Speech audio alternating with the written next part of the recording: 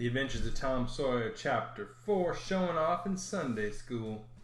The sun rose upon a tranquil world and beamed down upon the peaceful village like a benediction. Breakfast over, Aunt Polly had family worship. It began with a prayer built from the ground up of solid courses of scriptural quotations welded together with a thin mortar of originality, and from the summit of this she delivered the grim chapter of the Mosaic Law as if from Sinai. Then Tom girded up his loins, so to speak, and went to work to get his verses. Sid had learned his lesson days before. Tom bent all of his energies to the memorizing of 5 verses, and he chose part of the Sermon on the Mount because he could find no verses that were shorter.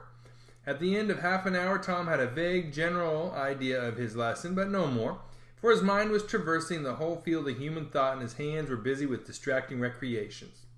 Mary took his book to hear him recite, and he tried to find his way through the fog. Blessed are the poor. Yes, poor. Blessed are the poor in spirit. In spirit. Blessed are the poor in spirit, for theirs. Blessed are the poor in spirit, for theirs is the kingdom of heaven. Blessed are they that mourn, for they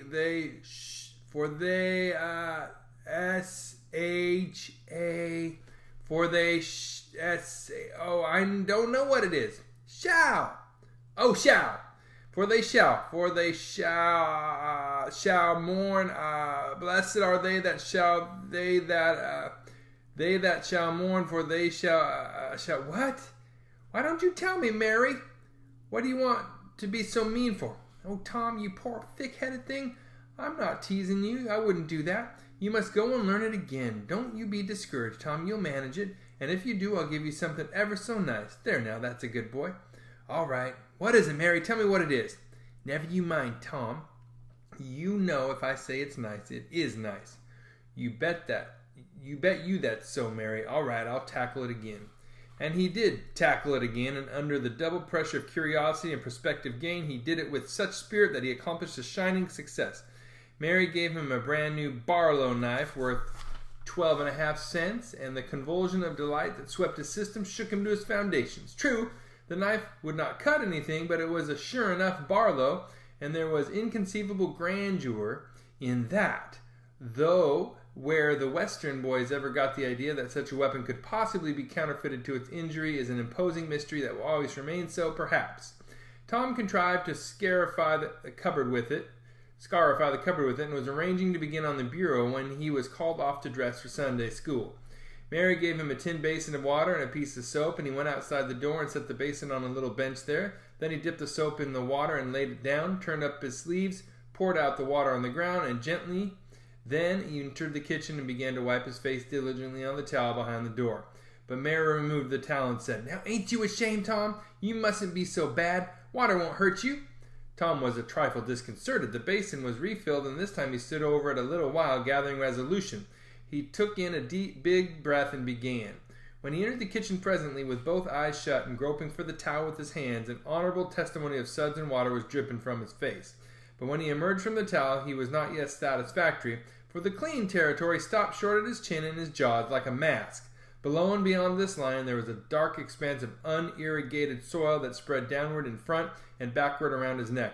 Mary took him in hand, and when she was done with him, he was a man and a brother without distinction of color, and his saturated hair was neatly brushed, and its short curls wrought into a dainty and symmetrical general effect. He privately smoothed out the curls with labor and difficulty, and plastered his hair close down to his head, for he held curls to be effeminate, and his own filled his life with bitterness.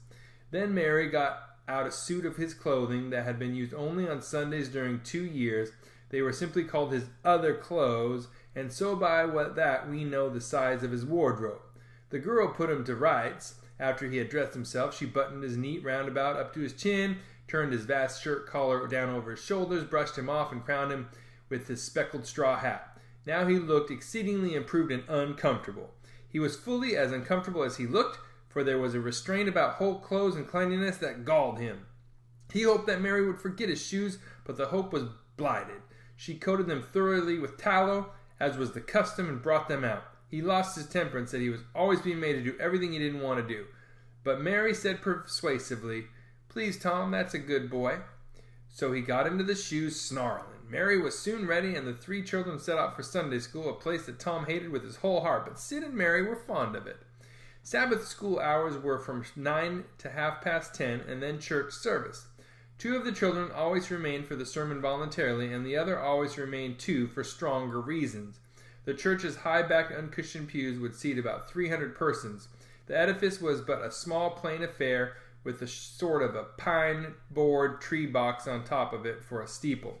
At the door, Tom dropped back a step and accosted a Sunday-dressed comrade. "Say, Billy, got a yaller ticket?"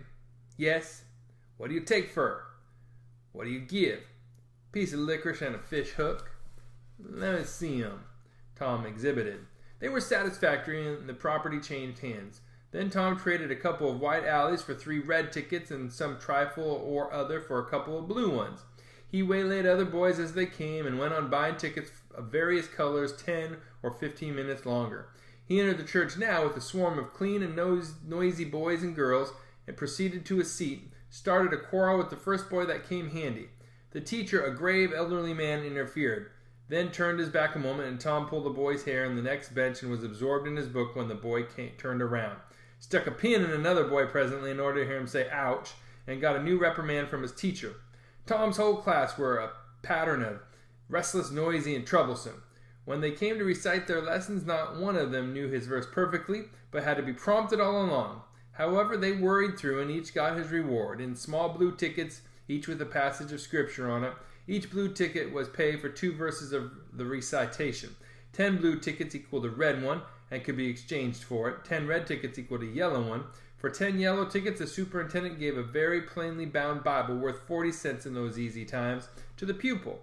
How many of my readers would have the industry and application to memorize 2,000 verses even for a door Bible? And yet Mary had acquired 2 Bibles in this way.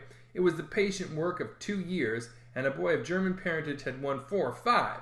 He once recited 3,000 verses without stopping, but the strain upon his mental faculties was too great, and he was a little better than an idiot from that day forth. A grievous misfortune for the school, for on great occasions, for company and the superintendent, as Tom expressed it, had always made this boy come out and spread himself.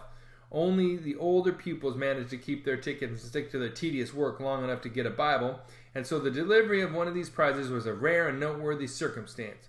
The successful pupil was so great and conspicuous for that day that on the spot every scholar's heart was fitted with the fresh ambition that often lasted a couple weeks. It is possible that Tom's mental stomach had never really hungered for one of these prizes, but unquestionably his entire being had for many a day longed for the glory and eclat that came with it. In due course the superintendent stood up in front of the pulpit with a closed hymn book in his hand and his forefinger inserted between his leaves, and commanded attention.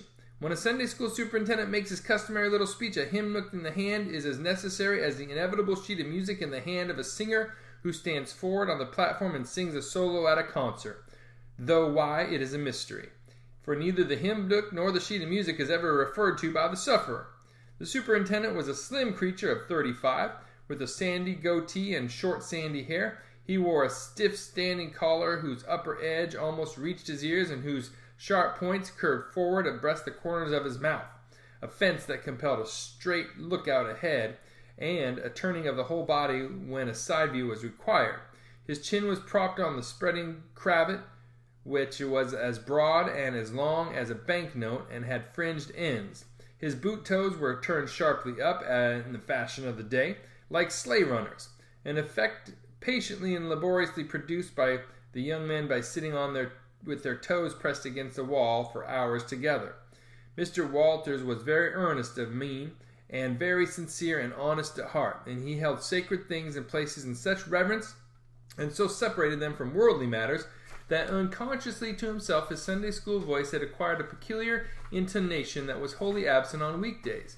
He began after this fashion: "Now, children, I want you all to sit up just as straight and pretty as you can and give me all your attention for a minute or 2. There, that is it. That is the way good little boys and girls should do. I see one little girl who is looking out of the window. I'm afraid she thinks I am out there somewhere, perhaps up in one of the trees, making a speech to the little birds." Applause of titter. "I want to tell you how good it makes me feel to see so many bright, clean little faces assembled in a place like this, learning to do right and be good. and so forth and so on. It is not necessary to set down the rest of the oration.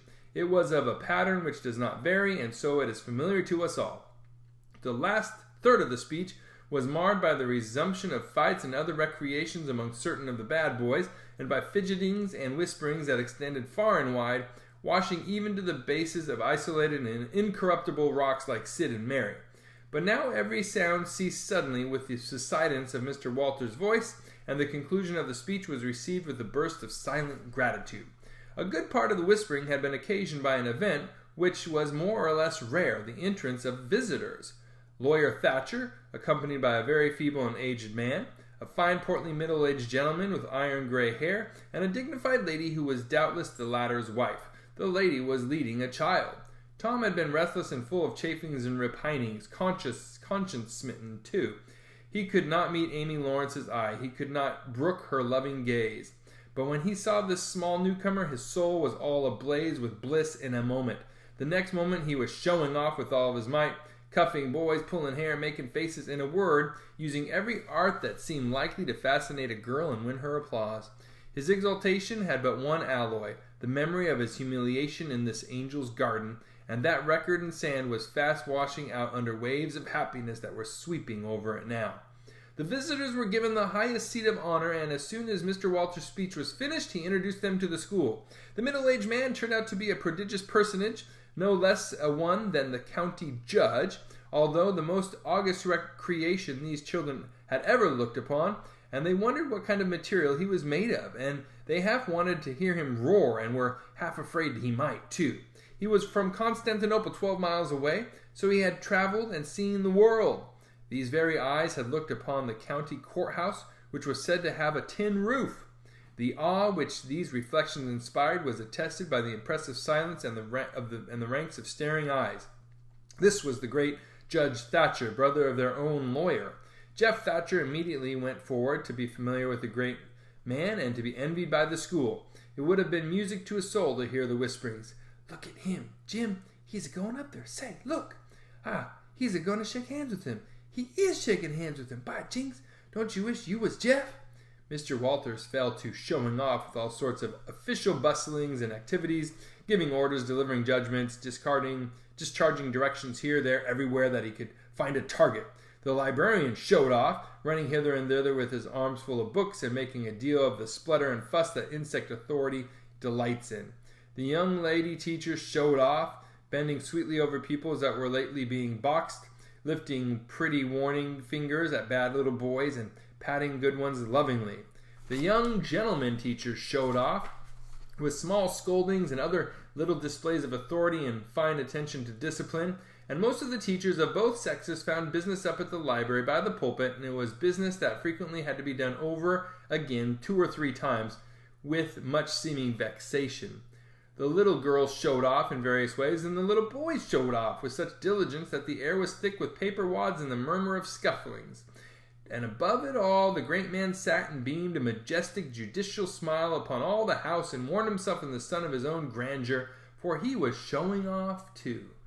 There was only one thing wanting to make Mr. Walter's ecstasy complete, and that was a chance to deliver a Bible prize and exhibit a prodigy. Several pupils had a few yellow tickets, but none had enough. He had been around among the star pupils inquiring. He would have given worlds now to have that German lad back again with a sound mind. And now, at this moment, when hope was dead, Tom Sawyer came forward with 9 yellow tickets, 9 red tickets, and 10 blue ones, and demanded a Bible. This was a thunderbolt out of a clear sky. Walters was not expecting an application from this source for the next 10 years. But there was no getting around it. Here were the certified checks, and they were good for their face. Tom was therefore elevated to a place with the judge and the other elect, and the great news was announced from headquarters. It was the most stunning surprise of the decade, and so profound was the sensation that it lifted the new hero up to the judicial one's altitude, and the school had 2 marvels to gaze upon in the place of 1. The boys were all eaten up with envy, but those that suffered the bitterest pangs were those who perceived too late that they themselves had contributed to this hated splendor by trading tickets to Tom for the wealth he had amassed in selling whitewashing privileges. These despised themselves as being the dupes of a wily fraud, a guileful snake in the grass.